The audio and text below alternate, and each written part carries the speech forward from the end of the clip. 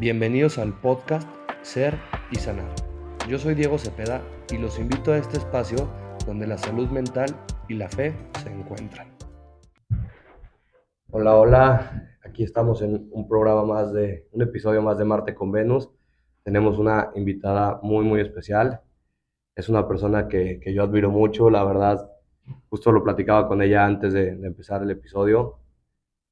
Ha pasado momentos muy difíciles, pero sobre esos momentos difíciles está haciendo cosas muy grandes por ayudar a las personas. Tiene una asociación padrísima, que en verdad que no hay ni palabras de decirte cómo te admiro, porque muy pocas personas después de lo que tú viviste se animan a trabajar en eso todavía. O sea, hacer algo por las personas.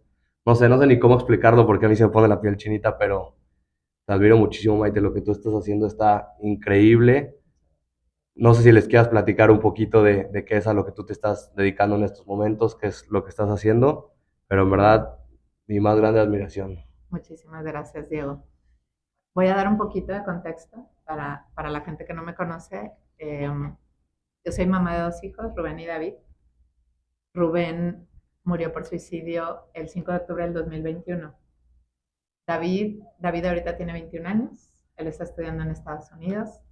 Eh, a raíz de que mi hijo muere por suicidio, pues tú te imaginarás, ¿no? Es un dolor terrible perder un hijo y perder un hijo por suicidio lleva un duelo más complicado aún, el tema de la culpa o así. Yo varias veces lo he platicado que cuando me di cuenta que mi hijo había muerto me tiré al piso, me encerré en el closet y me tiré al piso. Es una reacción natural de las madres, como que quieres abrir el piso, no sé. Y me acuerdo que vino una amiga y me levantó, o sea, la primera que llegó, porque fue en la madrugada, y me levantó y en esa levantada dije yo, si me acuesto no me vuelvo a levantar. Entonces, fue complicado al principio, no te voy a mentir. Yo quise hablarlo desde un principio en la misa que agradezco tanto al padre que dio esa misa, un padre muy joven que yo no lo conocía, y el padre lloró en la misa, fue una misa muy linda, y yo me paré a hablar. Alguna fuerza me hizo levantarme a hablar y hablar por mi hijo y agradecerle su vida, respetar su decisión. Y ahí, y ahí me di cuenta que yo quería decirlo como era, no tenía por qué avergonzarme. El suicidio es una tragedia, no es un escándalo. Y mi hijo y todos los chicos y chicas que han muerto por suicidio, y también papás, mamás, todos los que han muerto por suicidio, pudieron haber muerto de cualquier otra enfermedad. Esto viene de una enfermedad, viene de un dolor. Entonces no es un tema que debería de generar escándalo. Es un tema que debería de generar conciencia, que eso es lo que yo siempre pido, conciencia colectiva. Y bueno, al principio fue un shock para la gente a mi alrededor y no saben qué decirte y hay muchas cosas muy duras. Yo me salí de redes en diciembre de ese año y en febrero mi hijo David le invitaron en la prepa del TEC a pasar a los salones a hablar del tema porque había mucha expectativa por lo de la muerte de Rubén.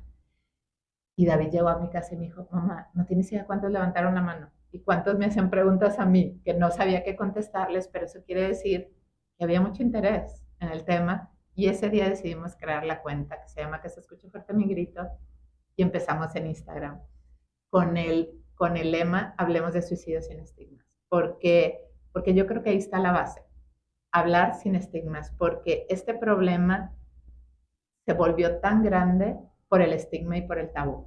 Porque mira, yo realmente creo que cuando la gente se une para lograr un fin común y cuando trabajamos en conciencia podemos lograr grandes cosas. Como mexicanos también hemos logrado grandes cosas en los terremotos, para reducir la diabetes o todo ese tipo, ¿cómo se llama? Erradicar la polio, todo ese tipo de cosas cuando la gente se une. Este tema de estigma ha impedido que se haga eso, pero yo tengo la fe y la esperanza que si esto nos unimos en comunidad para luchar contra esto, hay una solución, porque Diego, no pueden los padres solos, yo estuve ahí, o sea, tampoco los doctores solos, o sea, nosotros no podemos decir te mando a mi hijo, lo mando al doctor, al psiquiatra o lo mando a la clínica para que me lo compongan, porque no es así, o sea, somos un sistema una dinámica familiar que a final de cuentas hay algo en esa dinámica familiar que afecta. Entonces, todos somos corresponsables de la salud familiar. Y por ejemplo, si yo soy una familia que no tengo este problema y yo escucho ese problema no está en mi casa, yo no tengo por qué voltear a verlo. Como padres te da pavor pensar en ese tema, pero tenemos que abrir los ojos y abrir el corazón, porque puede ser el mejor amigo de tu hijo, el que viene a tu casa, el que viene y está jugando videojuegos con tu hijo, o la amiga de tu hija puede ser la que se está cortando, o la hija de tu mejor amiga. Tu mejor amiga a lo mejor tiene miedo por el estigma de platicarlo en el grupo de amigas, pero tú te das cuenta, observas, acércate. No importa ser intrusivos en este tema. Todos tenemos miedo. Es que no voy a ser intrusivo. Es que no le vaya a molestar. No, tenemos que acercarnos, tenemos que hacer algo porque en estos 3 años que llevo de camino me doy cuenta que si no nos unimos como comunidad no vamos a poder erradicar, bueno, no erradicar, pero al menos disminuir en gran parte esta situación. Es un tema de conciencia, es un tema, los papás tenemos que entender. Mira, hay mucho tema de culpa. Si tu hijo se acerca contigo a decirte que ha pensado en la muerte, lo primero que vas a pensar es qué hice mal, invariablemente, porque ¿cómo es posible que mi hijo esté pensando en eso si yo le estoy dando todo, si yo estoy trabajando para darle todo, educación, casa? Entonces, lo primero que piensas es que hice mal y esa culpa te bloquea a seguir escuchando. Entonces, tendemos a darles un consejo. Espérate, mijito, mijita, ¿cómo crees si tú tienes todo, si tú tienes amigas y esto, si lo otro yo te he enseñado? El día que mi hijo murió, yo todavía estaba diciéndole, pero mi hijito, ¿qué es lo que yo siempre te he enseñado? Que hay que luchar. Mi hijo no quería escuchar eso. Ahora lo sé. O sea, mi hijo lo único que quería era desahogarse, que yo entendiera su dolor. Pero tú como papá piensas, no, mi responsabilidad es darle un consejo y decirle que eso está mal. No, yo te puedo decir en la experiencia que tengo en esta fundación que algo que baja la perturbación es dejarlos hablar sin interrumpir. O sea, se acerca contigo alguien, yo ya tengo decidido cuándo me voy a morir y ya lo pensé y todo, porque nos pasa en las salas. Entonces entra alguien y dice eso, el que lo dice está esperando que alguien en la sala le diga, no, no, no, ¿cómo crees? Si la vida es bella, ¿cómo se te ocurre? No, nosotros escuchamos en silencio porque ya aprendimos, al principio no, ¿verdad? Entonces todos estamos en silencio hasta que termine de hablar. Cuando él ya pasaron unos minutos de hablar, ya bajó el nivel de perturbación porque se dio cuenta que nadie lo interrumpió, que nadie puso cara de susto, que nadie le escribió en el chat qué te pasa, en el chat del Zoom, qué te pasa, cómo se te ocurre. Nadie. Es simplemente te entendemos lo que estás pasando. Y siempre la respuesta es gracias. Gracias por la confianza, gracias por abrir tu corazón. No eres un bicho raro, porque hay muchos que están pasando por esto mismo que tú. Y entonces él sigue platicando y ahí poquito a poquito vas viendo que hay algo que lo sostiene en la vida. A veces es una mascota, que él es lo que puede pensar. O la mascota, es que yo no quiero lastimar a mis papás. Mira, gran parte de lo que dicen los chavos es no quiero lastimar a mis papás. Entonces no les digo por no lastimarlos, pero están confundidos porque obviamente si te mueres, el dolor va a ser inmenso para tus papás, pero tú en ese momento dices, ya soy una carga suficiente para mis papás, porque a lo mejor llevas un proceso de depresión muy largo y eso te ha llevado a lo mejor a dejar la escuela, te ha llevado a no dormir bien, a siempre sentirte mal, a dejarte de arreglar, a dejar tu cuarto tirado, todo eso que tus papás empiezan como que a molestarte. Es que, ¿qué está pasando contigo? Porque nosotros como papás sentimos que tenemos la obligación de educar. Si yo veo a mi hijo que está sin hacer nada, si yo permito eso, uno cree, lo voy a hacer un inútil. Entonces, mi responsabilidad es, lo que hay que entender es que hay procesos que puede estar viviendo que no es que quiera estar así, es que no puede de otra manera. Entonces, es muy importante escucharlos, escuchar a tu hijo sin interrumpir. Mira, hablar salva, pero en la manera de escuchar está la clave. Y tardé en entenderlo. Y también otra cosa, nosotros como padres estamos viviendo nuestra propia situación personal de estrés, problemas de pareja, problemas de dinero, puede ser que traigamos nosotros mismos algún trauma cargando. Cuando un papá o una mamá está estresado, tiene toda la capacidad de amar a sus hijos, pero no de conectar con ellos. Y eso es lo que tenemos que entender. Cuando yo estaba viviendo mi divorcio, que Rubén tenía 12 años, yo me acuerdo que yo estaba en una montaña rusa de emociones y yo creo que yo pasé en blanco ese año de secundaria de mi hijo, que empezó a dejar de tener amigos, le empezaron a hacer bullying y yo creía que porque él llegaba a la casa y así todo estaba bien, porque yo estaba viviendo mi propia situación personal. Entonces, es súper importante que como papás, como comunidad, nos documentemos, porque como dice Marian Rojas, comprender es aliviar. Hay muchas cosas que no sabemos. Hay muchas cosas que yo no sabía cuando mi hijo estaba vivo. Yo no sabía, por ejemplo, que la corteza prefrontal termina de madurar hasta los 25, incluso a veces hasta los 30 años. Y en la adolescencia es el punto clave donde empieza esa maduración, que si tu hijo está en una situación de estrés, si tu hijo está dentro de un divorcio, dentro está viviendo bullying o trae una situación de violencia en la familia, va a haber un problema con el desarrollo de esa corteza prefrontal. Entonces, nosotros no podemos esperar que nuestros hijos tomen buenas decisiones si no tienen una corteza prefrontal madura y debemos de entender. O sea, hay muchos temas, ¿verdad? Que es importante como papás y como comunidad documentarnos para no etiquetar el flojo, el adicto. Hay que entender también en el tema de las adicciones, que es una gran parte que puede llevar al suicidio, puede ser tratar de adormecer un dolor, hay que entenderlo, hay que verlo de otra manera, ¿no? Entonces, no sé, estoy No, hable y hable. no, yo al contrario, encantado por cada cosa que dices, a mí me hace muchísimo sentido. Yo como te platicaba hace ratito, algo que te he aprendido mucho de ver tu contenido y que, no sé, que como te platicaba, que yo nunca lo he podido hablar, pero es aprender a hablar del suicidio como un tema no normal, pero un tema que no tenga tabús, un tema que no sea satanizado, un tema que no sea criticado, porque no debe ser así. Y yo, de mi parte, yo siempre lo había visto así. Yo nunca lo he platicado, digo, nunca lo he platicado, yo voy a muchos capítulos, muchos episodios del podcast y siempre había escondido, tocaba el tema, pero yo decía de que me entraron ideas o pensamientos, y yo nunca me había animado a platicar hasta ahorita, yo creo que es la primera vez que hablamos del tema bien, porque se me hace algo muy necesario, porque yo he visto muchas situaciones y con las pocas personas que me he animado a platicar, ¿sabes qué? Yo tuve un intento de suicidio, que me cuesta decirlo, a ver, no es fácil, Sí.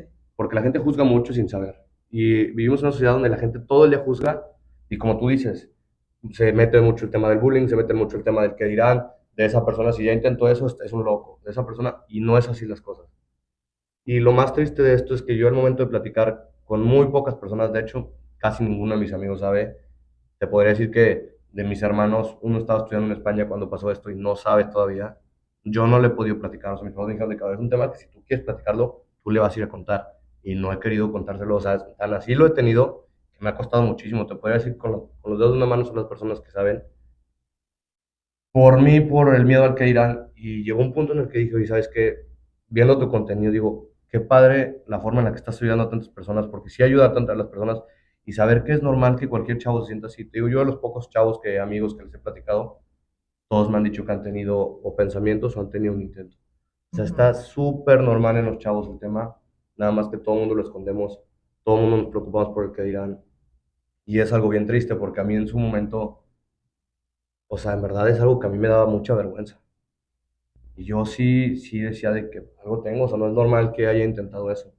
Y no sabes la pena que a mí me daba, y no sabes que cuando a mí en algún episodio o por morbo en algún lugar donde he estado que he grabado, pues me quieren preguntar directo y te lo quieren sacar directo, y pues no, o sea, yo no, siempre era pensamiento, siempre tuve deseos, o sea, es un momento que hasta en los episodios a mí se me ve que estoy incómodo, o sea, no estoy cómodo cuando me hacen esa pregunta, y viendo tu contenido y viendo lo que tú haces, aprendí y sigo aprendiendo que no está mal, que todo el mundo en alguna parte de nuestra vida nos hemos sentido que no podemos más, que todo el mundo en alguna parte de nuestra vida nos hemos sentido pues que no hay una salida y que ya se acabó y que ya estamos cansados de decepcionar a todo el mundo y que ya no podemos más y que está bien no estar bien. Pero como tú dices, tenemos que levantar esa voz, tenemos que también aprender a pedir ayuda porque sí hay salidas, sí hay formas y hay muchísima gente como tú que quiere ayudar de su lado del corazón. O sea, en verdad yo te podría decir que yo soy muy cerrado, me cuesta mucho expresar mis sentimientos. A mí lo veo en mi casa, mis hermanos son súper apapachones, o sea, de que les encanta estar pegados a mi papá. Y a mí no me gusta que la gente me toque, a mí me gusta mi espacio, no me gusta que estén arriba de mí. No me gusta, muchas veces no me dejo hasta que me den amor, o sea, no me cuesta mucho que a mí me den amor. A mí me cuesta mucho recibir cosas, a mí me cuesta mucho recibir la ayuda de alguien. El que alguien me vea de que, necesita ayuda en algo, me cuesta muchísimo. A mí siempre es, no, o sea, arriba y yo todo bien y todo está abajo. Y no. También yo siento que el querer tener una apariencia, así, el querer estar viviendo algo que yo no era, que yo no vivía, te lleva a eso, te lleva allá, o sea, ya no poder más, que fue lo que a mí me pasó. Y también yo mucho lo que me sentí muy, muy identificado. Te digo, yo hay dos, o sea, literal, tanto me cuesta que solo he llorado dos veces con dos podcasts, y uno fue el tuyo, en el que saliste más allá de Rosa. A mí, no sabes, o sea, me sentí tan identificado porque yo pasé muchísimas cosas por las que pasó tu hijo. Yo me sentí en muchos momentos en los que tú platicas, me sentí igual. Yo me fui a la misma clínica a donde se fue él y regresé igual o peor que como entré. No fue tema de de la clínica, al contrario, hay muy buenos terapeutas ahí, hay muy buenas personas que a mí me ayudaron mucho, pero yo todavía no había tocado un fondo. Y yo al momento de irme allá fue más por querer ver bien a mis papás, de querer que ellos ya estaban buscando una solución y pues de querer que ellos se sintieran bien de que, ok, estamos haciendo algo por él y yo me fui por eso, pero yo todavía no había entendido qué era mi adicción, todavía no había entendido qué era mi enfermedad, todavía no había entendido pues ni qué estaba haciendo de mi vida. Todavía no había tocado ese fondo, de verdad. O sea, yo me fui, y te digo que me fui como si fuera un hotel 5 estrellas. Dije, pues yo aquí, mira, voy a regresar, mis papás ya van a estar más tranquilos, ya todo va a estar mejor. Y no, yo de regreso en el aeropuerto, yo tuve mi recaída. Mi vuelo se atrasó 5 horas por un huracán. Me fui a una salita de las de American Express, no tenía nada que hacer. Estaba un partido de americano y dije, pues mira, una y llegando a San Luis ya le paro. Y pues no, esa parada no fue así. Fue un año más, pero fue un año más de tener que echar mentiras, de tener que ocultar las cosas, de tener que ocultar cómo me sentía, de tener que, ya todo lo tenía que esconder porque mis papás ya sabían que era una adicción, ya sabían que era una enfermedad y ellos no querían tener un ludópata en su casa. Y a mí me lo dijeron bien claro, es la última oportunidad que tú tienes. Entonces yo al momento de sentir que era mi última oportunidad me lo tomé muy en serio. Entonces, pues yo por no querer decepcionar, todo lo escondía. Llegué a somatizar, me explotó el apéndice, me tuvieron que operar 3 veces las rodillas. O sea, mi cuerpo ya no podía más. O sea, llegó un punto en el que eran tantas mentiras, en el que eran tantas tristezas, ansiedades. Yo sí, claro, seguía teniendo un seguimiento, seguía yendo al psicólogo, pero yo iba al psicólogo a decirle mentiras. Nunca le dije cómo me sentía, nunca le dije por lo que estaba pasando, nunca le dije que seguía dentro de esa adicción. Y fue algo que a mí me costó muchísimo, o sea, no lo decía, yo nunca lo hablé con nadie. Y me daban las herramientas para hablarlo con las personas y no lo hacía. Por miedo, por el que dirán, por el no querer decepcionar a alguien más, por el no querer que mis papás pues volvieran a sentirse como los vi en esos días donde yo estuve internado, donde mis papás lloraban, donde en alguna parte hasta mis hermanos estaban muy enojados conmigo porque decían, es que, o sea, este güey ve cómo están mis papás y ve el sufrimiento que le está haciendo y no entiende. Entonces yo por todo eso que pasa y pues, no me sentía entendido por nadie. Llegó un punto en el que, ¿sabes qué? Pues, ya no tiene sentido. Me cachan que sigo activo en la adicción y evidentemente se arma un show en mi casa a nivel extremo, que es donde yo digo, o sea, ya, o sea, en verdad esto ya no tiene perdón. Yo juré que ya no tenía perdón de Dios, juré que ya dije, ya no tiene, esto ya está aquí. Y, y fue donde yo tomo esa decisión. Investigo en internet, voy a la farmacia, me compro un mundo de pastillas y a mí se me hizo muy fácil irme en el coche a un lugar donde yo sabía que al día siguiente mi hermano iba a pasar por ahí. Todavía hasta un poco, ¿cómo te diré? Pues sí, un poco, pues no sé si egoísta o algo, pero pues yo dije, mira, pues para que no me estén buscando, fui a un lugar donde yo sabía que iba a pasar por ahí y pues me hizo muy fácil tomármelas y literal así, tomarme las pastillas y todavía en ese momento como que me costó mucho y sí fui y pues no sé, como que sentí culpa y en ese momento le escribí un mensaje a mi mamá de que, pues, como que agradeciéndole por todo. Entonces, en ese momento, cuando yo escribo ese mensaje, pues me están marque y marque y marque, pues porque, a ver, ellos sabían el problema que había sido, ellos sabían cómo había estado todo el problema pues en mi casa había sido una tarde de muchísimos gritos, una tarde fuertísima, entonces, pues se ponen como locos a buscarme, yo no les contestaba, se ponen como locos, dan conmigo y pues yo ya estaba completamente dormido, o sea, literalmente yo ya, pues traía, no sé, te puedo decir 30 pastillas encima, o más, o sea, y me llevan al hospital, me hacen un lavado de estómago Fíjate que yo hasta hace poquito, no me, o sea, yo nunca me había acordado de nada de eso, yo eso es algo que me han platicado, pero hace poquito sí me acuerdo en alguna parte donde yo despierto y pues, traigo unos tubos en la garganta horrible, o no me acuerdo si en la garganta o en la nariz, pero yo me los intentaba arrancar y ese fue un recuerdo que se me vino hace poquito, no fue un recuerdo que en el momento se me vino, donde yo me los intentaba arrancar como loco, o sea, como no sé si en un trance, no sé en qué punto estaba, pero yo intentando jalar todo, o sea, no quería. Y me agarran, me acuerdo mucho que me agarran estaba mi hermano, mi mamá, y pues, los enfermeros todos me agarran y a la fuerza me acuestan y pues después de ahí no me acuerdo absolutamente nada, solo, pues amanezco días después, me despierto y pues sí, te das cuenta de todo lo que pasó, ¿sabes? Y sí fue como que un golpe muy duro para mí en ese momento. Pues es que, a ver, no es fácil, o sea, yo me acuerdo que me despierto y estaba la persona que nos dio en mi casa sentado literalmente en una silla al lado de la cama. O sea, literal así yo despierto y como que veces que me quiero hacer el dormido todavía lo veo y digo, ay, o sea, ¿qué pasó? O sea, ni te acuerdas de nada. Digo, ¿en qué momento me volví a hacer el dormido? Escuchaba de lejos, todavía me acuerdo, escuchaba de lejos el día que me levanté. Mi papá estaba aquí en Cancún, mi papá vivía aquí en Cancún, entonces ya estaba en San Luis y escuché hablando todos en la sala, pues de, a ver, ¿qué sigue? O sea, ¿qué va a pasar? Y entonces para mí fue muy fuerte, pues hacerme el dormido y estar escuchando eso, sí dije que, o sea, otra vez si en algún punto tú te cansas de decepcionar, yo decía, ahorita ya es el punto máximo. O sea, y sí fue algo que a mí me costó muchísimo todo eso.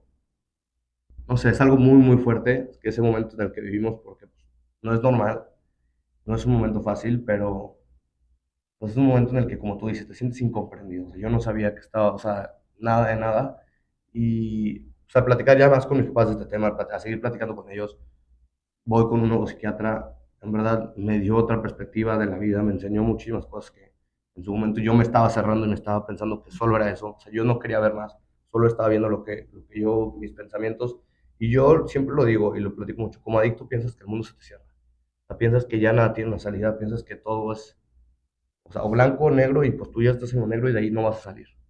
Y yo, como te digo, yo lo hice por querer dejar de decepcionar a las personas, por ya no sentirme, o sea, yo en verdad sentí que era una carga. Yo decía, en verdad, yo ya nada más estoy aquí arruinándole la vida en ese momento era mi exnovia, a mis papás, amigos también, o sea, yo como que desde aquí ya soy una carga para todos. Y sí, o sea, sí es algo muy fuerte esos pensamientos, pero también siento que es una decisión que como adictos somos muy impulsivos. Entonces tomamos esa decisión porque pensamos que ya no se puede hacer nada más, pensamos que ya todo se acabó y que es la única forma en que las demás personas van a disfrutar su vida y no es así. Yo lo entendí mucho tiempo después, te digo, a mí tu contenido es algo que me ha servido mucho, pero yo lo entendí mucho tiempo después que no es así. Que siempre hay una salida de todo, que siempre se puede hacer algo, que siempre va a haber alguien que te va a dar la mano para ayudarte, que hay gente que te escucha y como tú lo haces, y a mí se me hace wow lo que hacen tú y tu hijo y amigos de tus hijos, porque qué padre que haya chavos que se estén metiendo en el tema de querer ayudar a las personas, que haya chavos que se quiten esa etiqueta de, oye, sabes que no está mal esto, o sea, como tú dices, tu hijo, wow, y lo admiro muchísimo, qué valiente, que él va y dice, sabes que yo voy a dar una plática al TEC.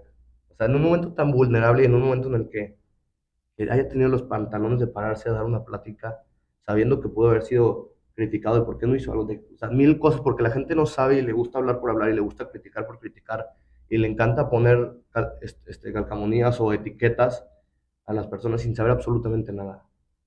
Entonces, mis respetos, porque la verdad se necesitan mucho más chavos en estas sociedades que están totalmente destruidas en muchísimos sentidos, en adicciones, en el que dirán, en el siempre querer aparentar más, en todo.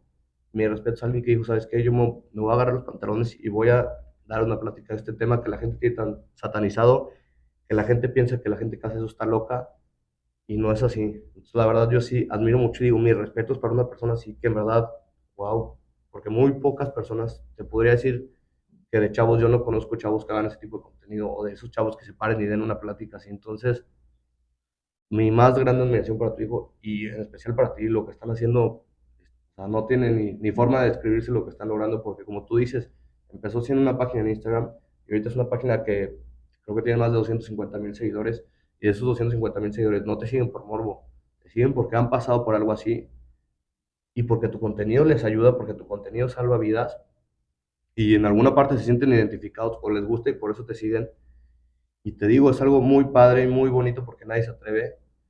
Y yo como, o sea, como chavo, como joven, te lo digo, es lo que se necesita. O sea, en esos momentos, lo que tú, cuando estás en un momento, en una situación como la que yo estuve, o en un momento en la que estuvo tu hijo, se necesita algo así. Se necesita que alguien sin ese tabú, sin ese miedo, sin esa satanización, llegue y te diga que hay una salida, llegue y te diga las cosas como tú las dices. Y mira, la situación que están viviendo los chavos ahorita, existe mucho la crítica que hay memes y hay videos de la generación de cristal, ¿no? Que comparan de los 80, los millennials, los X, Y, ya no sé en qué van, en Z, no sé. Sí, Bueno, realmente debemos de entender cómo está la situación. ¿Tú cuántos años tienes? 26. Sí, o sea, cómo está la situación. Rubén ahorita tendría 26 años. Cómo está la situación de ustedes, que fue muy diferente a lo que nosotros vivimos, ¿sí? Eh, Mira, a lo mejor va a parecer tonto, pero tiene su sentido. Cuando yo era niña, nosotros podíamos andar en la calle, podías agarrar la bicicleta e irte a casa de tu amigo o de tu amiga en la calle, no pasaba nada. No existía ese miedo, andábamos atrás de las pick-ups para ver la diferencia de las cosas. Era una vida, mucho contacto con la naturaleza, no pantallas, era mucho de invéntate un juego, estás con amigos y era inventarte un juego. Y eso te hacía la creatividad, o sea, impulsar tu creatividad era otra cosa. Las cuestiones eran mucho más fáciles. Tú pensabas, estudio, hago una carrera, voy a trabajar, porque así uno pensaba, me meto a trabajar en una empresa y a lo mejor haciendo a director o así, o a lo mejor pongo una empresa y me va bien, me caso, tengo hijos. Era una cosa como que sí. Ahorita todo está revuelto, ¿verdad? Ahorita, este, ustedes han estado expuestos a las pantallas desde muy pequeños. Una manera de regulación emocional, nosotros que vivimos con ese miedo, esta generación de papás, si tu hijo lloraba, tratabas de luego, o le doy la pantalla, o el juego, o cómo lo entretengo, o cómo, aunque a veces nosotros vemos hacia atrás y decimos qué duros eran los papás, no, pero te permitían que tú pudieras, al menos, aunque no se hablara de emociones, pero era otra guía, otra manera. Ahorita, si tu hijo se le muere un perrito, luego es se lo voy a sustituir con otro o que no pase el duelo, nosotros protegemos mucho. Ahorita hay un poco más de conciencia que en mi generación. En mi generación, cuando Rubén nació en el 98, era ese miedo con los bebés. Era el miedo de que si lo acuesto aquí, que si lo acuesto de lado, que si hago esto, que si hago el otro, que no puede andar en la calle, que no le puede dar esto, que ten cuidado. Y ya se dejó de hacer. Era la época de actividades, lo metías en actividades todo el día. Tu hijo llegaba a las 7 de la noche a tu casa, metido en actividades, actividades, actividades.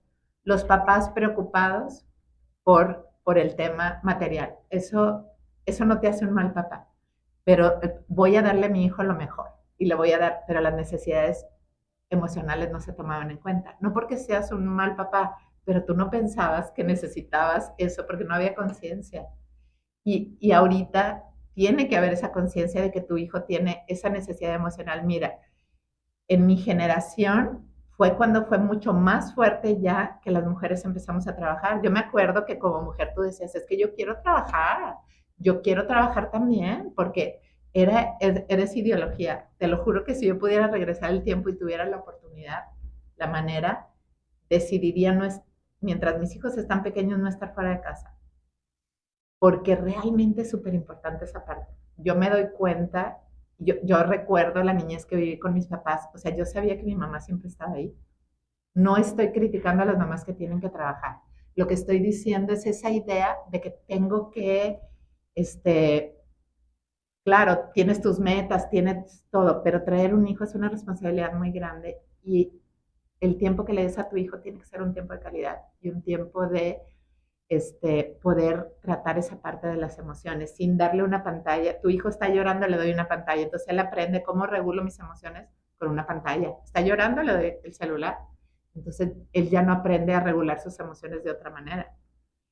Y tampoco les enseñamos a postergar la recompensa, porque era todo fácil también por el tipo de vida que estamos viviendo. ¿Quieres comer algo? Escribes el Uber o lo que sea, y está en tu casa en el instante. Y en otros tiempos no, querías comer algo, tenías que ir al restaurante. O la carta se tardaba una semana en llegar, las películas, todo. Entonces, esa inmediatez.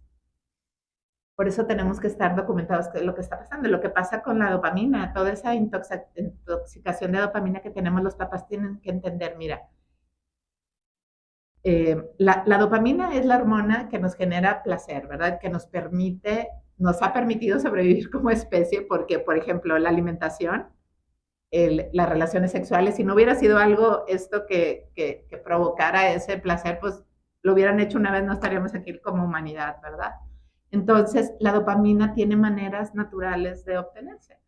Este, comer saludable, hacer ejercicio, eh, equipo, o sea, deportes de equipo, ganar un partido, recibir algo sorpresivo, una meta, cumplir una meta, todo eso es de manera natural. ¿Qué ha pasado? Que nuestros hijos ahora están atacados por recibiendo dopamina de otras formas que ya dejan de disfrutar las cosas con las que normalmente se pueden disfrutar y ellos pueden pensar, yo no pertenezco a este mundo porque no me siento bien.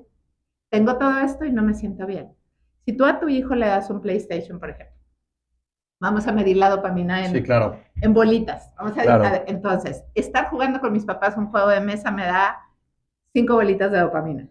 O jugar un partido de básquet con mis amigos ahí en la cancha, también unas 5 bolitas. PlayStation tiene un sistema de recompensa intermitente que tiene mucho que ver también, tú sabes más que yo del tema de ludopatía, pero esa recompensa intermitente que los tienen en el juego de que si ahora las vidas y que si no, y que si esto te quitan, te dan, es niveles altos de dopamina que tienen a los niños ahí. Entonces, tus hijos no van a tener interés en otra cosa, van a estar en el videojuego metidos porque eso les está dando esa dopamina. Y mira, como nuestro cerebro es una máquina perfecta, entonces nuestro sistema nervioso, si le estás dando mucho por el lado del placer, hablando del placer es en general, ¿verdad? No estoy hablando de placer sexual. Esa dopamina que me puede dar las pantallas, el PlayStation, las drogas, la pornografía, si se carga mucho de este lado, ¿qué pasa? El lado del dolor, pues tiene que haber un equilibrio. ¿De qué manera llega el dolor con la abstinencia? La abstinencia es dolorosísima. Hay muchas personas que recaen en la adicción, no tanto ya por lo que sienten con la droga, cualquier tipo de droga que estamos hablando, incluso adicción a la pantalla, la abstinencia, el dolor que me genera cuando me la quitas. O sea, cuando no la tengo. Se hizo un experimento en ratas de los niveles de dopamina, por ejemplo, lo que da la marihuana, la cocaína, la heroína, de una forma impactante, ¿verdad? Entre más alto es la elevada, más duro es el dolor de la abstinencia. Entonces, como papás, tú tienes que entender qué está viviendo tu hijo. Tu hijo no está viviendo lo mismo que tú viviste. Entonces, su sistema de recompensa está, como dice Marian Rojas, está hackeado. O sea, su sistema de recompensa no es el mismo que el tuyo. Nosotros creamos redes neuronales. Por ejemplo, a mí me genera mucho estrés mi trabajo, saliendo del trabajo, vamos a suponer que me genera altos niveles de estrés. Ya ves, liberamos cortisol y estamos estresados y tengo una manera, a lo mejor me voy con mis amigas al cafecito o me voy a jugar con mis amigas a algún juego, estoy con ellas o paso tiempo con mis hijos en algo. Eso es mi manera de tranquilizar, pero también puedo decidir irme a tomar unas chéveres Claro. o irme a fumar un churro. Estoy hablando directamente de cualquier persona que tome una decisión o puedo ir al gimnasio 2 horas. Eso yo acostumbro a mi cerebro siempre va a buscar lo conocido. Entonces, si tu hijo encontró que eso le calma, a ver, si tu hijo está en una casa que hay estigma para el psiquiatra y el psicólogo, tu hijo trae un dolor, no sabes si vivió algo de pequeño, no sabes lo que está viviendo en la escuela, está viviendo bullying, trae algún dolor de algún abuso, algo, y él necesita adormecer ese dolor y no le estás dando una vía correcta, que es llevándolo al doctor, porque nosotros tenemos que quitar ese estigma, así como lo llevas al pediatra también, hay que entender que las emociones se tienen que tratar. Tu hijo va a buscar una manera. Y por eso, por ejemplo, que te enganchaste con la ludopatía, la gente tiende a estigmatizar. Qué bárbaro, cómo se le ocurre, se está gastando el dinero de la familia. en el fondo tú estás tratando de adormecer algo, de adormecer un dolor. Y nosotros normalmente pensamos, cuando no entendemos de las adicciones como yo no entendía en su momento, es, quiero que deje de consumir. Eso es lo único que estás pensando como papá. Quiero que mi hijo deje de la ludopatía. Abstinencia total. A ver, no podemos pedirle a una persona que trae unos niveles tan altos de ansiedad, dolor, esto, la abstinencia total. Tienes que darle un medio para ir poco a poco, lo que le llamamos reducción de riesgos y daños. Y por eso tenemos que entender, si tu hijo es adicto al cristal, que es una cosa muy fuerte, tú no le puedes pedir abstinencia total en un día, puede ser peligroso para él. Sí, claro. Entonces, un buen psiquiatra lo que va a hacer, no le va a decir, oye, necesito que dejes de consumir para que yo te atienda. No, un psiquiatra te va a decir, ¿cuál es tu consumo seguro? Vamos a empezar a bajar aquí y yo te voy a empezar a dar este medicamento para calmar la ansiedad. Y eso es lo que los papás tienen que entender. Porque en mi tiempo, cuando yo llevé a Rubén con un psiquiatra, el psiquiatra dijo, no te voy a atender. Esto fue como en el 2017. No te voy a atender hasta que no hayas dejado de consumir. Imagínate, o sea, no te atiende el psiquiatra si no has dejado de consumir. ¿Cómo le haces? No se Sí, puede. ¿quién te va a Entonces, ayudar? tienes que buscar reducir riesgos y daños, porque por eso nuestros hijos pueden, o sea, ellos no pueden con el dolor. Y mira, hay que entender, como papás nos escandalizamos porque nuestros hijos están recurriendo a la marihuana o están recurriendo a algo para calmar su ansiedad. Y para los papás se nos hace muy sencillo en la noche tomarnos una pastilla para dormir. Si no te tomaras esa pastilla para dormir, puede ser que no duermas en toda la noche. Tú estás haciendo algo para calmar tu ansiedad y dormir. Tu hijo no está durmiendo.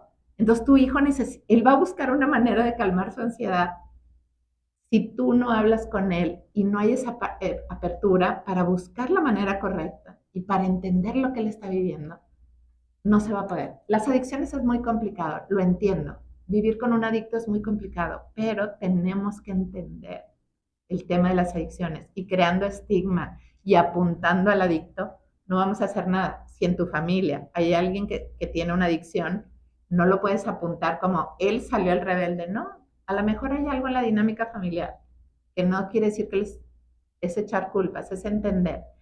Algo en la dinámica familiar saltó en la persona más sensible de la casa. Y si como familia lo entiendes, yo no puedo mandar a mi hijo a una clínica y yo no ir a terapia.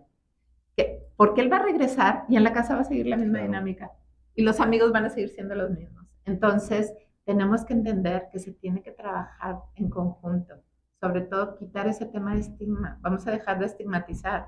No sabemos el dolor que puede estar viviendo esta persona. Mira, Gabo, que es cofundador, era amigo de Rubén y yo sí tengo que decir que en un tiempo a mí no me gustaba que Rubén se juntara con ellos porque yo sentía que ellos eran responsables de la adicción. Ahora ya, conociendo a Gabo, es un chico fantástico y él ya lleva varios años limpio, incluso en los últimos años de vida de Rubén, Gabo estaba limpio. Gabo había dejado las adicciones por él mismo. Él tuvo un método que se metió a su cuarto, le dijo a su mamá, tú nada más me traes comida y agua, porque él tocó fondo a su manera. El tema de tocar fondo que tú dijiste. Tenemos una idea errónea y es una idea que existe en las clínicas. Tienes que tocar fondo. Si no tocas fondo, nunca vas a salir, pero creemos que tocar fondo es castigarlo. Es que tu hijo no ha tocado fondo, mételo al anexo. Y es, o sea, esa manera de castigar no nos va a llevar a ningún lado. La persona tiene que querer, tiene que sentir el apoyo para poder salir. No es de que lo voy a castigar, porque eso empeora las cosas. Ese tocar fondo es tú tocar fondo, tu fondo, como tú lo sentiste, pero no es el que yo como mamá o el que yo como dueño de la clínica o los que están ahí, yo voy a hacer que toques fondo. No, tú tienes que tocar fondo, pero no viene del castigo la manera de tocar fondo. Fíjate que ahorita que das ese punto a mí se me hizo algo bien importante. Cuando yo estaba en esa clínica, a todo esto yo pensaba que en el momento en el que yo me fui ahí, en el momento en el que yo acabé en la clínica, porque yo también la tenía muy satanizado, o sea, yo de hecho cuando me voy a la clínica, a mis amigos les digo que me fui a estudiar una maestría a Europa, porque yo iba a desaparecer. Yo llego y les digo que me voy a estudiar una maestría a Europa, muy pocas personas saben en verdad a dónde me fui en ese momento, pero ya estando en la clínica yo pensé que ese había sido mi fondo. Dije, ¿en qué momento de tener una vida con todas las oportunidades, de estudiar en los mejores colegios, de tener una familia súper bonita que siempre me ha apoyado, súper amigos, en su momento tenía una novia espectacular, dije, tenía todo, ¿en qué momento acabo aquí? O sea, para mí yo pensé que ese había sido mi fondo por entrar a una clínica, como tú dices, yo pensé que mi castigo, y no era castigo porque yo tomé la decisión de irme, al contrario, me apoyaron y siempre me dijeron que lo que yo quisiera, pero en el momento en el que yo entro a una clínica, dije, este es mi fondo, o sea, de tener todo acabar aquí, y no, yo todavía ahí no entendía que era adicto, sí sabía que tengo una adicción, pero yo pensé que era un problema que todavía seguía pudiendo controlar. Yo entrando a la clínica todavía dije, yo puedo controlar esto. Ahí no capté lo que estaba pasando en la vida, y hay una actividad que siento que a mí sí no me sirvió mucho. La usan y ellos, según ellos, tienen comprobado que sirve, pero como castigo, sientan a todas las personas, a todos los que están ahí internados, y cada uno le va a hablar a tu enfermedad, no a tu persona, y te dicen unas cosas. Bueno, a mí me dijeron que yo me debía haber muerto hace mucho tiempo, que yo nomás hacía sufrir a las personas. A mí me dijeron ¿qué más me dijeron? Que yo debía haber acabado en la cárcel, que yo debía haber acabado en un hospital. O sea, te hacen sentir de una forma. En verdad, yo me paré de esa actividad, y lo digo aquí directamente, me paré llorando, enojadísimo, sin entender. Dije, o sea, ¿en qué momento te tienen que hacer sentir la peor basura del mundo? Aunque le estén hablando de tu enfermedad, te están destrozando. Y se me hace una actividad inhumana lo que hacen. Si ellos le encuentran salida a eso y piensan que está bien, te sientan en una silla, te rodean 30 personas, y 30 personas que yo entiendo y soy el primero que dice que todo el mundo puede tener, o sea, hacer algo y puede cambiar, todo el mundo tiene una segunda oportunidad, pero a mí en esas 30 personas me sentaron asesinos, me sentaron violadores, me sentaron personas que golpean a las mujeres, me sentaron personas de todo, que yo no los juzgo para nada, no soy nadie para juzgarlos porque yo también he hecho mis cosas malas, pero esas 30 personas parecía que se estaban desahogando, no con, o sea, se estaban desahogando los problemas que ellos tenían, y te sientan y no tienes una idea cómo te acaban. O sea, a mí me dijeron hasta que me iba a morir, que para mi familia hubiera estado mucho mejor que yo me hubiera muerto hace mucho tiempo. Unas cosas que yo me quedé, dije, o sea, a mí eso sí fue algo que me causó un trauma, y todavía hay una persona que se llama Gaby ahí, una terapeuta, que de terapeuta yo no sé qué está haciendo ahí, que disfrutaba lo que ella te decía. O sea, a mí me sentó y disfrutaba lo que a mí me estaba diciendo. O sea, le veías una cara y ellos lo ven como una actividad de que no, ahí viene lo bueno, pero agárrate, que ahí viene lo... Oye, ¿cómo que agárrate? Estás viendo que la persona está más vulnerable que nunca en su vida, y esa terapeuta, en verdad decían, no, ella es la mera buena para hacer sentir, o sea, ¿cómo que la mera buena para hacer sentir mal a las personas? O sea, ¿qué tan inhumano está que los mismos terapeutas, te toca con Gaby, no, hombre, agárrate, ya valiste madres? ¿Cómo? O sea, ¿qué se trata? De que te humillen ahí. Entiendo que si es el método y les funciona, que su castigo es ponerte ahí y hacerte que toques fondo de esa forma, y que lo tienen comprobado que funciona. Pues yo no sé de qué forma funciona eso, porque en verdad yo veía cómo salen las personas, y nada más te bajan el autoestima y te destrozan mucho más diciéndote que eres un bueno para nadie, que no sirves para nadie, que nunca vas a servir para nada. Entiendo que le hablen a tu enfermedad y no a tu persona, pero te acaban. O sea, a mí eso sí es algo que sí lo vi como un castigo, sí lo vi. O sea, yo me acuerdo que yo un día antes, yo sabía que me tocaba, porque te le ponen fecha. Yo un día antes no dormí. O sea, dije, no, o sea, tan así está la actividad que yo no dormí, porque yo era el más chico, de que 30 personas que se querían desahogar, que literalmente lo hacían como burla, llegaban a decirte esas cosas. Y qué triste y qué feo, no lo había pensado mucho hasta ahorita que lo mencionas, que sí, que sea una forma de castigo tenerte que humillar y tenerte que poner en una situación para que toques fondo. Me hace algo bajísimo, yo no entiendo cómo lo permiten en una clínica con un prestigio tan alto, se supone, que hagan eso, porque te quieren castigar para que tú toques un fondo, que yo creo que no es la forma. Y estás hablando de una clínica, que es una clínica que cuesta muy caro entrar ahí. Claro. Mi hijo no estuvo en esa clínica. Yo sí puedo decir el nombre de la clínica que estuvo mi hijo. Mi hijo estuvo en Promesas, a mí me la recomendó un amigo, y yo fui, yo no soy adicta, pero yo fui a hacer el cuarto y quinto paso para entender. Y a mí me dio permiso el dueño de la clínica y me quedé en la clínica, era clínica mixta. Yo hice el cuarto y quinto paso en Culiacán, en un rancho, así en la oscuridad, como tú dices, todo tipo de personas había ahí, todo lo que están gritando, y no sé, escribí como 40 hojas, porque te hacen unas preguntas sí, está diseñado para quebrar, está diseñado para quebrarte. Antes de eso me hicieron ese tratamiento, pero como yo no era de los que estaba en la clínica, pero a mí me tocó escuchar cómo les hablaban, y tienes toda la razón, y eso no es un anexo. Ahora, imagínate un anexo, ¿verdad? He sabido cosas muy fuertes de los anexos. Tenemos que entender como sociedad que no es castigar al adicto. Y te voy a decir una cosa que ahora veo y que tú me dijiste. que tú querías decir que te habías ido a estudiar fuera. Me acuerdo que mi hijo era súper dócil en el sentido así como tú, de que sí va, yo entro. Pero me decía, mamá, o sea, yo no esperé que terminara el semestre. Lo saqué de la escuela y me lo llevé porque me paniqué. Rubén, cuando regresa, y estuvo un tiempo sin consumir cuando regresó. Él consumía marihuana en ese tiempo, estuvo un tiempo sin consumir. Pero ahora los amigos de David, de mi hijo menor, lo, le decían cosas bien feas, sí, tu hermano el drogadicto, o sea, lo estigmatizaban porque había estado en la clínica. Ellos no sabían lo que Rubén consumía. Nunca supieron lo que Rubén consumió, pero supieron que Rubén estuvo en la clínica. Y ahí es donde te estigmatizan. El que trata de salir adelante y va a la clínica es el que estigmatizan porque ya estuviste en una clínica, entonces David una vez, David era nunca ha sido una persona violenta, pero él le dijeron algo a su hermano y se les fue encima, porque a él le dolía mucho que lo criticaban porque se enteró a la gente que Rubén estuvo en una clínica, y eso me acuerdo que a Rubén le dolió y le costó mucho más trabajo la ansiedad social, porque por el estigma que venía de él estar tratando de rehabilitarse. Y yo te voy a decir una cosa en mis tiempos, Diego, cuando nosotros salíamos, a la disco, lo que sea, lo que tú quieras, al antro, que en ese tiempo era disco y así. Si a ti se te acercaba alguien y te decía que estaba en doble A, no, o sea, claro que no. En cambio, se te acercaba alguien y estaba tome y tome toda la noche y no pasaba nada. ¿Cómo estigmatizamos al que está tratando de salir adelante? Y eso es un error gravísimo que hacemos como sociedad. Y yo creo que no solo en tus tiempos, ahorita yo lo he visto y lo he visto en mucha gente cercana, tristemente. Yo tengo amigos que también se han internado y se han rehabilitado y en su momento yo he escuchado de señoras decir, no, sabes que con él no, porque él es el drogadicto. Oye, señora, si tú supieras que tu hija se está juntando con 15 drogadictos y están en tu casa y los conoces perfectamente, ¿lo vas a juzgar la única persona que hizo algo para tratarse? O sea, los 15 drogadictos que tienes ahí cercanos a tu hija no tienen bronca. ¿Por qué? Porque lo tienen oculto, nadie sabe. Pero la única persona que tuvo los pantalones de decir, quiero hacer algo, quiero cambiar mi vida, yo no quiero ser un drogadicto, yo no quiero ser un adicto, yo no quiero ser un ludópata, yo no quiero ser un alcohólico. La única persona que estás queriendo hacer algo de su vida, vas a venir a juzgarlo. Y a mí se me hace algo súper triste. Yo ya llego a un punto en el que yo llegué, y ahorita con la gente, ahorita tengo una novia que la verdad, la primera vez que salimos, yo me senté y hasta nos da risa ahorita en el momento que yo llegué y le dije, oye, ¿sabes qué? Antes de todo te quiero platicar algo. Llegué y le dije, ¿sabes qué? Yo soy un ludópata, he pasado por esto y esto y esto.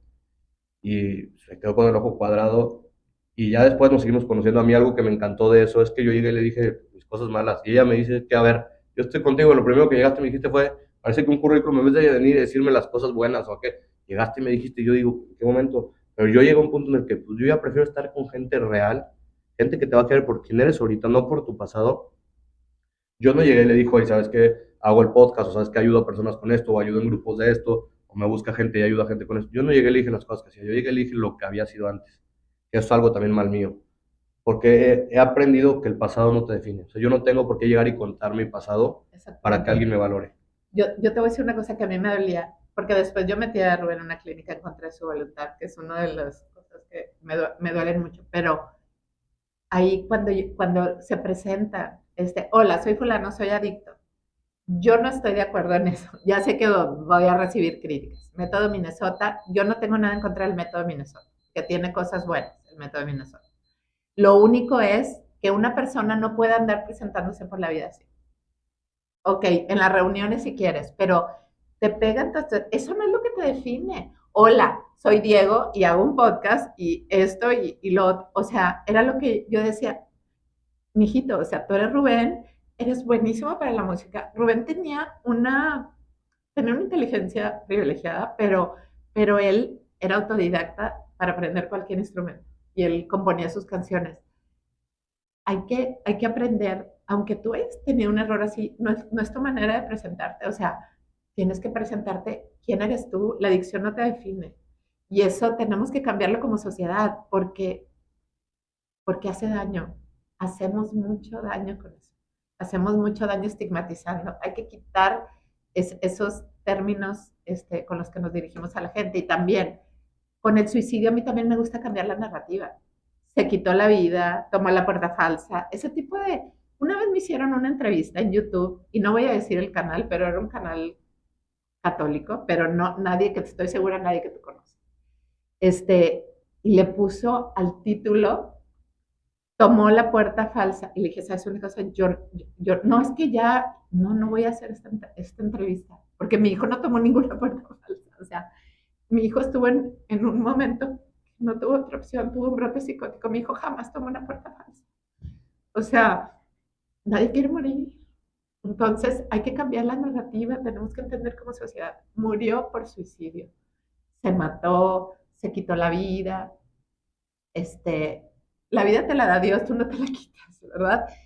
Eh, Moriste por suicidio, porque no tuviste otra opción, porque en ese momento tu cerebro te indicó otra cosa. Mira, mi hijo le tenía pánico al dolor, no pánico, sino era extra sensible. En todos los sentidos las camisetas le molestaban, las etiquetas, tenía una uña enterrada y le dolía muchísimo. Cualquier dolor le dolía muchísimo, tenía el umbral del dolor muy bajo. Mi hijo no hubiera escogido morir dolorosamente. O sea, fue un brote, no sé si me entiendas. No, perfecto, o sea, es un punto en el que ya no hay más, o sea, no Ya ves no hay más más y cobardes. No, no son cobardes. O sea, como que imagínate lo difícil, el dolor tan fuerte que debe ser para todos los que lo hacen, para tomar una decisión que saben que les va a doler. ¿Y cuántos no se arrepintieron en el camino? Y eso me duele porque estoy segura que muchos en el camino, cuando ya no podían hacer nada, cuando ya se tomaron las pastillas, cuando tomaron la decisión de morir ahorcados, que no tienen quien les ayude, no hay nadie cerca. Mi hijo cuando saltó tuvo un tiempo antes de caer, ¿verdad? Que no sé lo que pensó. Prefiero pensar que, no sé, siento yo que él remontó el vuelo antes de tocar suelo, pero tenemos que cambiar la narrativa como sociedad. No hay otra forma, no hay otra forma. Si seguimos siendo de esa manera, se ha perdido tanto la empatía, Diego. Es impresionante lo que la gente comenta en los videos. Hay gente que está poniendo algo súper doloroso y la gente cómo se atreve a comentar, comentan cada cosa. Porque como ahora todo es en línea, perdemos ese contacto. Si tuvieras a la persona enfrente, no te atreverías a decirle las cosas tan horribles que les dices en línea. Necesitamos como sociedad hacer un cambio, no es posible. Estamos, estamos acostumbrándonos a cosas, lo que está sucediendo en las guerras, Ucrania, Palestina, todo eso, nos estamos acostumbrando a ver las cosas. Si a mí no me está pasando, no está sucediendo, sí está sucediendo. Y, y necesitamos nosotros la empatía, o sea, necesitamos cambiar todo eso, porque es la única forma que yo encuentro.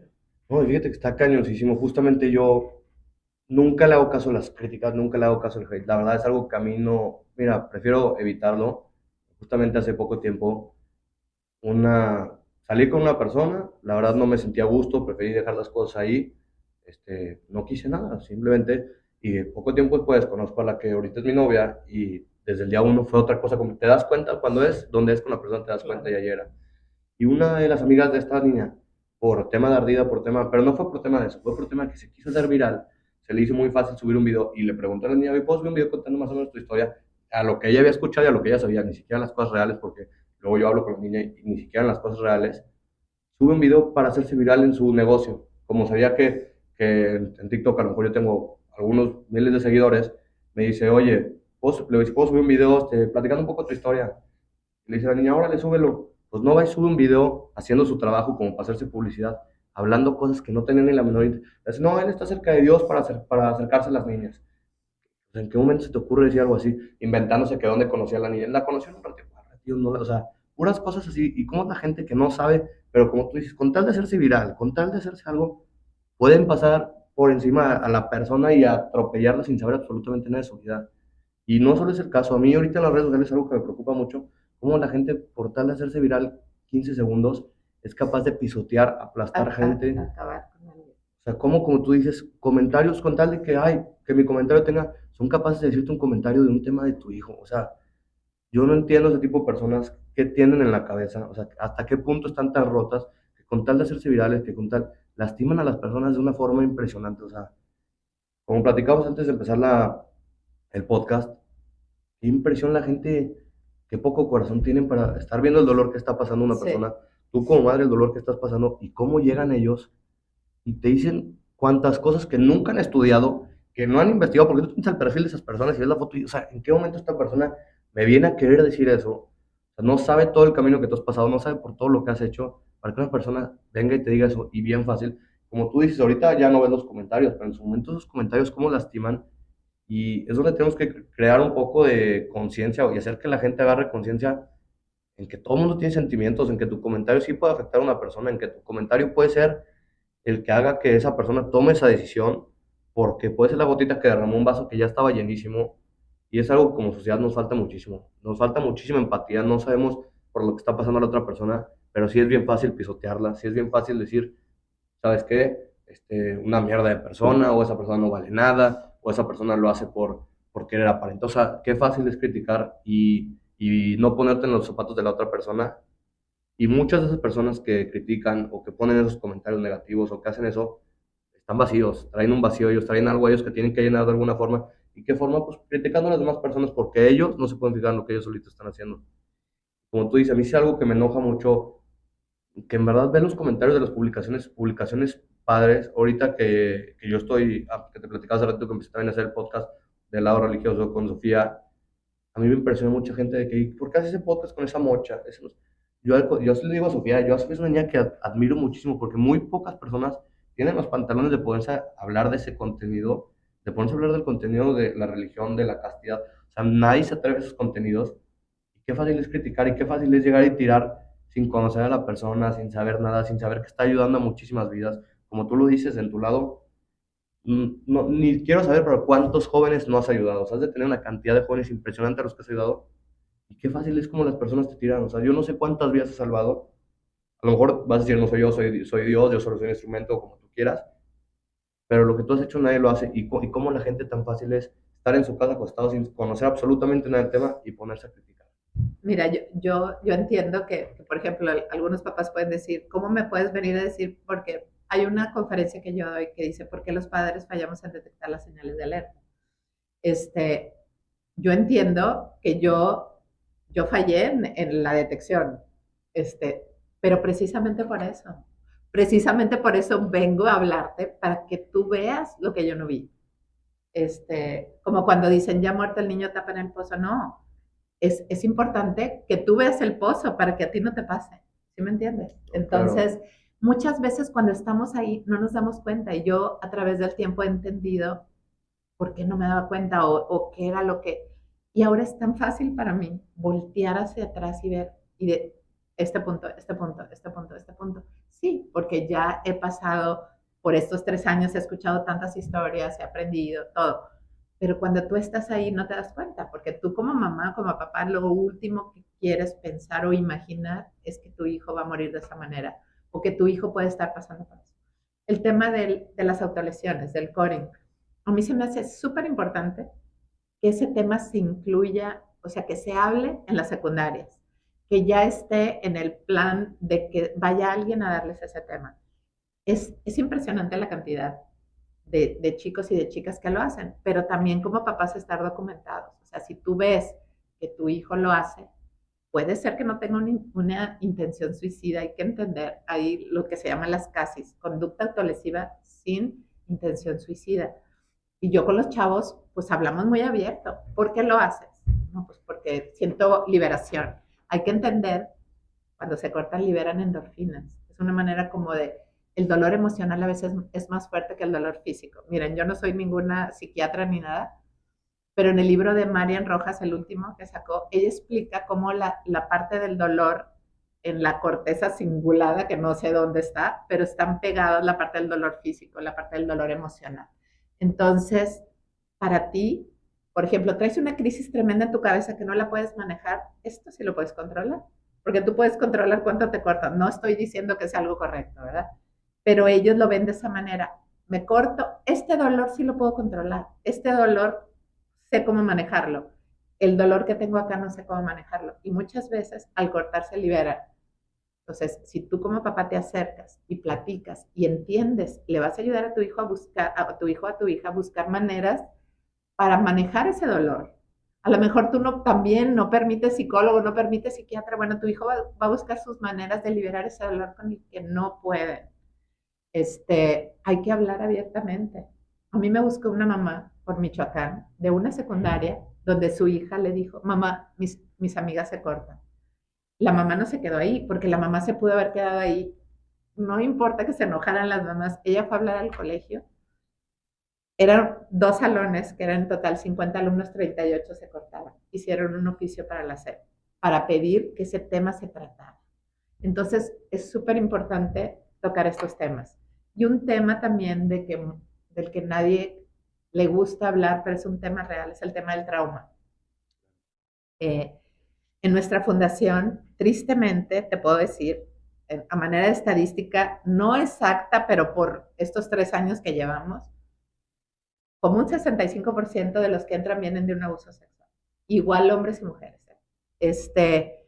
Muchas veces no nos enteramos como papás, porque tus hijos cuando lo vivieron no supieron cómo manejarlo. Hay que entender esta parte del trauma. Un niño no tiene manera de cómo procesarlo. También un adulto, una mujer que es violada, un hombre que es violado, no tiene manera cómo procesar una experiencia perturbadora. Ahora, todos somos diferentes. Tú puedes poner a 4 personas que sufrieron un abuso, a lo mejor 2 personas de ellas van a saber manejar su vida de manera correcta, pero 2 personas, ese trauma les va a venir a afectar en su vida, porque el trauma no es lo que te pasó, es la herida que queda en tu cuerpo, ¿no? Y hay partes del cerebro que quedan atrofiadas, hipertrofiadas, por ejemplo, para el manejo de emociones, la amígdala y otras cosas.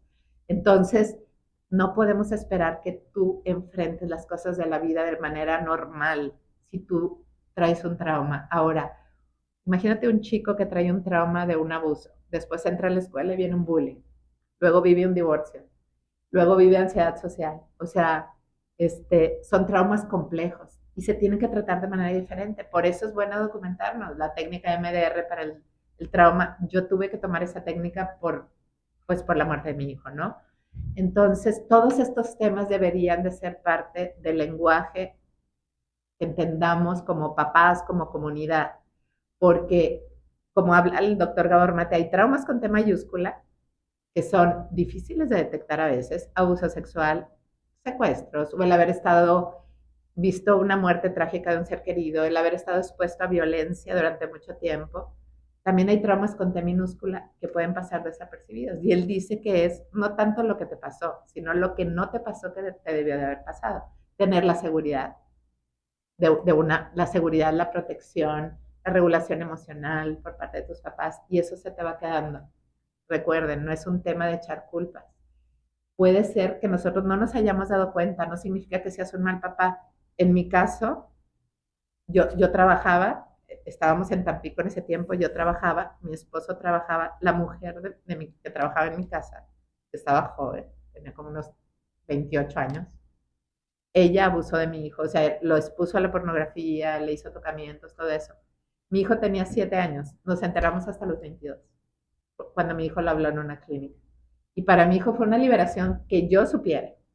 Entonces, se va armando la tormenta perfecta, ¿verdad? Esto viene la adicción, viene el divorcio, todo lo que viene. Ahora, tu hijo tomó la decisión porque terminó con la novia. ¿Cómo es posible? ¿Qué poca voluntad? No, ese es un detonante. Mi hijo no tomó, o sea, no murió por suicidio por haber terminado con su novia. Ese fue el detonante. El detonante de muchas cosas que venían atrás y fue el punto que ahora, investigando después, mi hijo pedía clonazepam por internet. Y es importante que sepan los papás que tus hijos pueden conseguir benzodiazepinas por internet. Se las mandan en cajas que parecen paquetes de Amazon o de Mercado Libre. Mi hijo llegó a tomar 3 pastillas de clonazepam al día. Era cuando yo estaba trabajando, iba a Monterrey cada 15 días, él ya tenía novia y la novia se dio cuenta y la novia le ayudaba a irlo bajando, porque el psiquiatra le dijo, tienes que ir bajándolo poco a poco. Pero cuando terminó con su novia, un mes, una semana y media antes de morir, lo dejó por completo. Y le vino un brote psicótico también. Hay muchas cosas que tenemos que entender, el tema de los medicamentos. porque los medicamentos, de verdad, yo te puedo decir que como mamá, cuando Rubén decía, ma, ya me siento bien, ya no necesito ir a terapia, era como un descanso, porque lo veía contento y así. No, tenemos que tener mucho cuidado, no podemos interrumpir los tratamientos. El proceso de sanar no es lineal. De repente están así y de repente tienen una recaída. Como papás podemos ver, no, no le está funcionando esta terapia o no le está funcionando este medicamento porque mi hijo tuvo una recaída. Es normal tener recaídas en todo. O sea, los procesos no son lineales, el duelo no es lineal, la ansiedad social, todos esos procesos no son lineales. Entonces, lo que tienen que entender los jóvenes es que a veces estás aquí y si tienes una recaída, ya no vas a caer hasta acá. Una recaída, me refiero a una recaída emocional. Al rato te levantas. Lo mismo con las adicciones. Es muy probable que recaigas y hay que hablarlo como es. Fuiste a una clínica o tomaste una decisión y de repente dejaste de consumir, es probable que vuelvas a consumir. Y los papás tienen que entender que es la cosa más difícil dejar una adicción. Entonces, si tú tienes una recaída, tienes que entender que puedes volver a, no pasa nada, no, porque muchos se castigan, no valgo nada, ya recaí, pues ya, y se dejan ir con todo. O sea, tienen una recaída con otra droga, por ejemplo, fueron consumidores de cristal, tienen una recaída con marihuana, con otra cosa, y dicen ya, y regresan al cristal. Es como con las, va a parecer algo muy simplista, pero es como con las dietas. Tienes una dieta de pura proteína y de repente fuiste a una fiesta y te comiste un pedazo de pastel y dices, ya no importa, le voy a meter los carbohidratos. No, ese día te comiste el pastel, regresa al día siguiente. Es Claro. igual con las adicciones. No te castigues por recaer. Es normal recaer en las adicciones, es normal recaer en las autolesiones, es normal recaer en la depresión. Es más normal de lo que te imaginas, no significa que no has servido todo lo que has trabajado, Sí, es parte del proceso. es parte del proceso. Maite, pues yo te quería dar muchísimas las gracias por haberte dado la oportunidad de estar aquí. Yo sé que tú también vives un poquito lejos, es un podcast lejos de casa de los dos, pero te quería agradecer muchísimo porque para mí no sabes lo que significa, que yo sé que no es nada fácil para ti. Juan, es algo que tienes muy trabajado y lo has trabajado de manera muy padre ayudando a muchas personas. Yo siento que el ayudar es una forma de tú solita ayudarte, o sea, sanas muchísimo. Yo lo más que he sanado es ayudando a las personas. Es la mejor forma en la que a mí me ha funcionado esto, pero yo sé que no sigue siendo nada fácil ponerte aquí en un espacio y hablar de estos temas, pero lo haces de una forma en la que en verdad no tienes una idea cuántos jóvenes le estás cambiando la vida, cuántos jóvenes se sienten identificados, cuántos jóvenes se sienten comprendidos. Y te lo digo yo que, a ver, se lo quiero decir también mejor a la gente, que aprovechen esas oportunidades, que tengan personas así que los quieran ayudar. O sea, muchas veces nos sentimos que no hay salida, que tocamos el fondo más grande de nuestra vida. Como tú dices, no es la salida fácil, no se trata de decir eso ni se trata de eso, se trata de, pues, de saber que hay gente que te comprende, saber que hay gente que no te va a juzgar por lo que estás pasando. Ahorita es algo que la mayoría de los jóvenes estamos pasando, es súper normal y no pasa nada.